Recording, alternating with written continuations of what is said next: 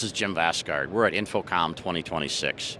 And Daktronics is showing a lot of new products this year, but one of the ones we wanted to emphasize is our NPN 6600 series. We've had this in the marketplace for about 4 years now.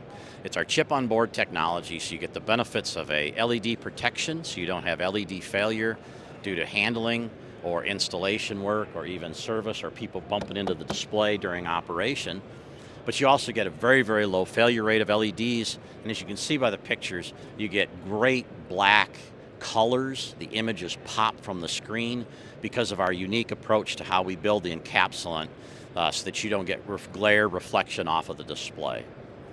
This has been a great workhorse in our military FedGov applications because it's TAA compliant, but we also have a series using the same technology, has the same chip-on-board benefits, that it reaches a little different price point.